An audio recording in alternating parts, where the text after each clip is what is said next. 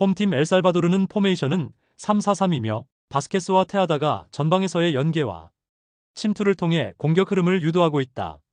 케르는 중원에서 공격과 수비를 연결하는 조율자 역할을 맡고 있으며 세컨드볼 경합에 적극적으로 나서는 편이다. 그러나 수비 조직의 속도 대응력이 떨어지는 약점이 반복되고 있으며 특히 센터백 라인은 순간 스피드가 부족해 뒷공간 커버의 한계를 드러내고 있다. 볼을 빼앗긴 직후 전환 속도도 느려 상대의 빠른 역습에 노출되기 쉬운 구조를 지니고 있다. 측면 윙백의 복귀 속도도 늦어 수적 열세 상황이 자주 발생하고 있다. 원정팀 과테말라는 포메이션은 4-1-4-1이며 루빈이 원톱으로 배치되어 빠른 라인 브레이킹 움직임을 통해 수비를 흔들고 있다. 알탄과 무뇨스는 중원에서 넓은 활동폭을 바탕으로 볼 배급과 탈압박에 능하며 공격의 흐름을 유연하게 풀어나가는 유형이다. 수비 시에는 4-1 블록을 기반으로 중앙을 단단히 잠그며 후방에서 침착한 빌드업을 통해 공격을 전개하고 있다. 특히 루빈은 160cm의 단신임에도 불구하고 엄청난 순간 스피드와 민첩성을 보유한 스트라이커 자원으로 엘살바도르의 느린 수비 라인을 상대로 수차례 뒷공간 침투를 시도하며 위협적인 장면을 만들 수 있는 유형이다. 전술적 조직력과 압박 타이밍에서도 과테말라가 앞선 모습이다. 엘살바도르는 느린 수비진과 전환 대응력 부족으로 인해 빠른 공격수를 상대로 실점 가능성이 높은 팀이다. 특히 하프라인을 넘기 전 공간 통제가 미흡하며 공수 전환이 매끄럽지 않아 뒷공간 노출이 반복되고 있다. 과테말라는 단단한 수비 조직력과 빠른 공격 전개를 바탕으로 안정적인 경기 운영이 가능한 팀이며 루빈을 중심으로 한 라인 브레이킹 전술이 이번 경기에서 결정적인 승부처가 될 수 있다. 홈팀 LAFC는 포메이션은 4-3-3이며 전방에는 에보비세와 부안가가 넓은 전개를 통해 침투 루트를 창출하고 있다. 델가도는 하프라인 근처에서 빌드업에 기여하며 공격 전환 타이밍을 조율하고 있으나 전체적으로 부상자 이탈 여파로 중원 조직력과 수비 밸런스가 무너지는 경향이 강하다. 최종 라인에서의 커버 타이밍도 불안정하며 상대의 빠른 투톱 압박에 고전하는 흐름이 자주 연출되고 있다. 측면 풀백의 공격 가담 이후 뒷공간이 노출되는 패턴도 반복적으로 나타나고 있으며 후반전으로 갈수록 수비 집중력이 현저히 떨어지는 문제도 해결되지 않고 있다. 원정팀 아메리카는 포메이션은 5-3-2이며 투톱 조합인 샌데아스와 마르틴은 오프사이드 트랩을 깨는 라인 브레이킹 무브에 능하다. 중원에는 도스 산토스가 후방 빌드업과 공간 조율 모두에 기여하며 공격의 시발점을 만들어내고 있다. 수비 시에는 파이브백 전환으로 안정적인 수비 구조를 형성하면서도 전방 압박과 중원 수비 라인 연계가 원활하다. 전체적으로 조직적인 밸런스가 잘 유지되고 있으며 점유율과 압박 주도권을 잡을 가능성이 높다. 투톱 간 간격이 짧아 유기적인 침투가 가능하며 세트피스 상황에서도 높은 집중력을 보인다. 볼 회수 이후 짧은 패스를 통한 빠른 역습 전환 능력도 전술적 무기로 활용되고 있다. 클럽 아메리카는 점유율과 압박 전개 모두에서 높은 수준을 유지하고 있으며 전방 투톱의 결정력 또한 안정적이다. LAFC는 전술적으로 수비 라인과 중원 간격 유지에 실패하고 있으며 공격 전개 과정도 제한적이다. 공격력 대비 수비 밸런스가 크게 흔들리는 LAFC에게는 이번 매치업이 전술적으로도 부담스러운 흐름이 될 것이다. 클럽 아메리카는 침착한 볼 전개를 바탕으로 상대의 약점을 파고드는 방향으로 경기를 설계할 가능성이 높다. 홈팀 프레드릭은 포메이션은 3-4-3이며 팀의 전술적 강점은 전방 압박과 하프라인 부근에서의 공 탈취 후 즉시 전환에 있다. 홀테는 전방에서 공중볼과 연계 모두에 능하며 쇠레크와 메트카프는 양측면에서 넓은 공간 활용 능력을 바탕으로 돌파와 크로스 작업에 적극적이다. 상대가 낮은 라인을 형성하지 않는 이상 강한 압박으로 주도권을 가져오는 구조이며 특히 홈에서는 압박 강도와 전개 타이밍이 매우 날카롭게 형성되고 있다. 원정팀 샤릅스보르그는 포메이션은 4-2-3-1이며 구드존센을 중심으로 점유율을 확보하고 호하임 엘베세터이 이선 연계 능력을 통해 전방 전개를 시도하는 구조다. 다만 수비진 전반의 템포 대응이 느리고 하프라인 부근에서의 압박 대응력이 떨어져 턴오버 이후 위기를 자주 허용하고 있다. 할보르센이 공간 침투는 가능하지만 지원 타이밍이 늦고 박스 근처에서의 결정력도 최근 다소 떨어지는 흐름을 보이고 있다.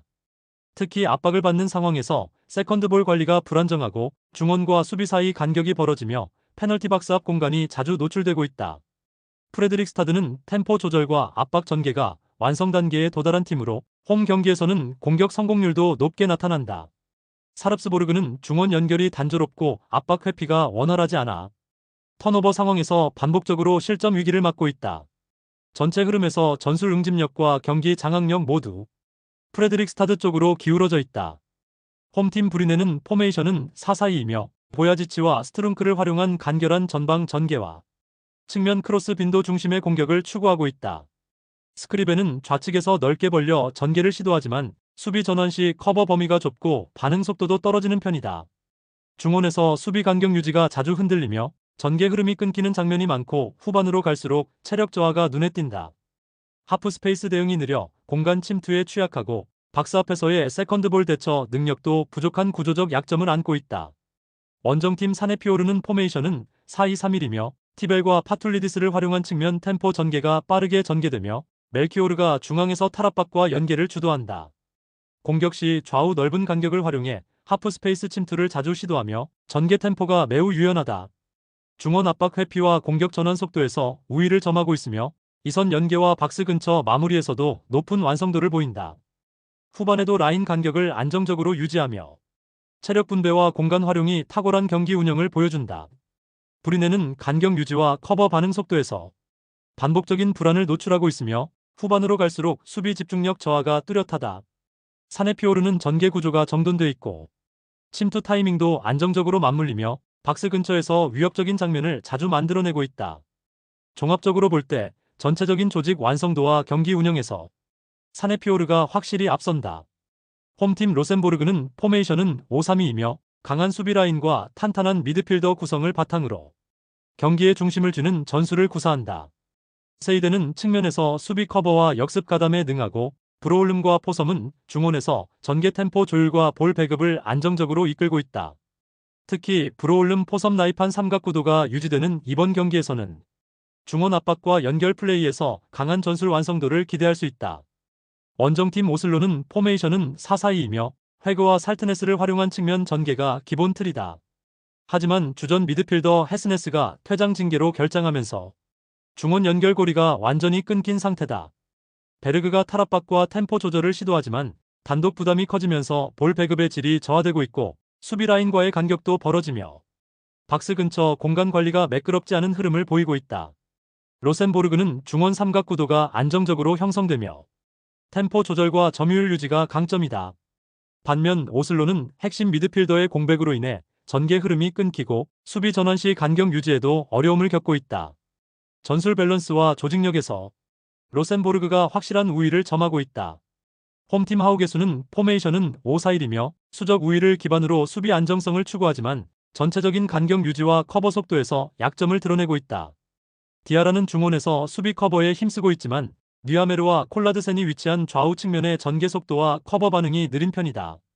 특히 박스 근처에서 수비 집중력이 자주 흔들리며 후반 체력 저하 이후 컷백 대응 실패와 공간 침투 허용이 반복되고 있다.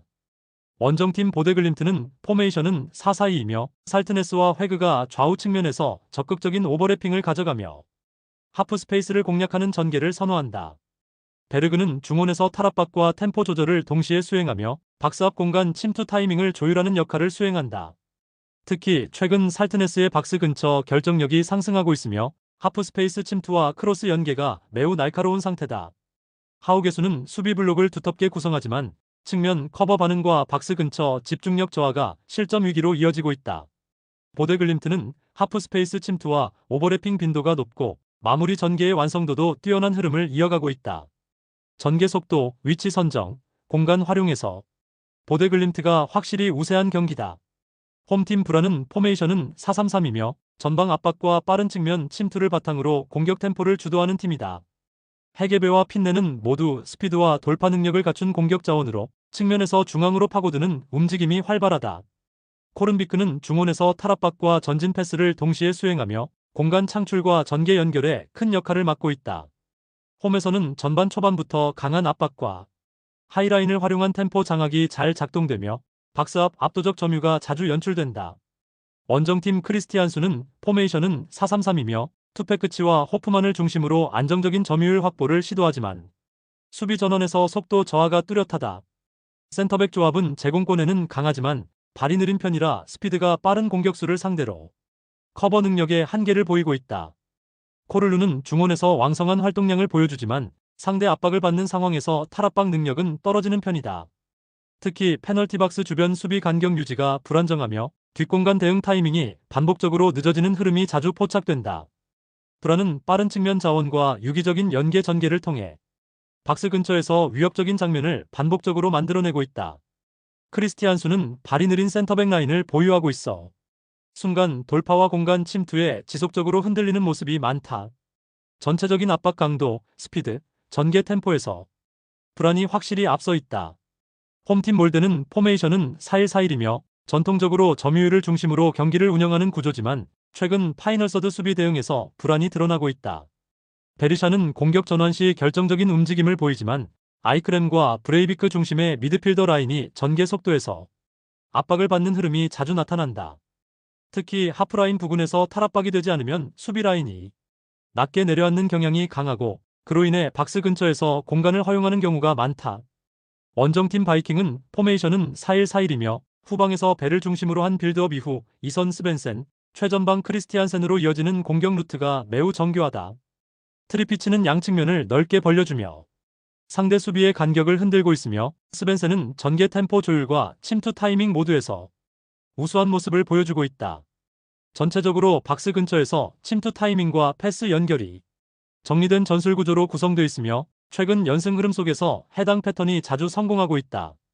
바이킹은 완성도 높은 빌드업과 전개 구조를 기반으로 파이널 서드에서 위협적인 침투를 반복하며 상대 수비를 흔들고 있다. 몰드는 압박 회피와 수비 전환 간격 유지에서 불안한 흐름이 지속되며 박스 근처 대응력이 떨어지고 있다. 경기 전체 구조에서 바이킹이 안정성과 전개 완성도 모두에서 우세하다.